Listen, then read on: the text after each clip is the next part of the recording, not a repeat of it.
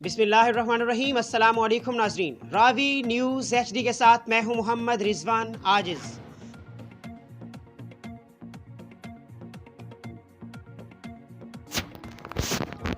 रुक करेंगे तांदलेवाला का, जहां पर मुर्तज़ा सयाल तांदलेवाला के सिटी काउंसिलर कार चोरी करते पकड़े गए, जिसमें उन्होंने काफ़ी तादाद में मोटरसाइकिल चोरी किए थे और उनसे मोटरसाइकिल और कार्स की चाबियां और दीगर सामान भी बरामद हुआ है। मज़ीद तफ़सीलात जानते हैं अहमद रज़ा की इस रिपोर्ट में। जी, खबर शामिल करते हैं। तांदलियावाला से एक मोटरसाइकिल गैंग चोर पकड़ा गया। मुर्तज़ा सयाल तांदलियावाला के सिटी काउंसलर मोटरसाइकिल चोरी करता पकड़ा गया।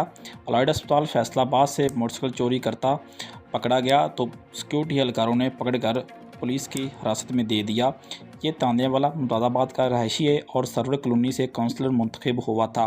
शहर की सब चोरियाँ इस गैंग मिलकर करवाते हैं। पुलिस का कहना है कि इससे काफ़ी भारी तादाद में मोटरसाइकिल की चाबियां बरामद की गई। जी।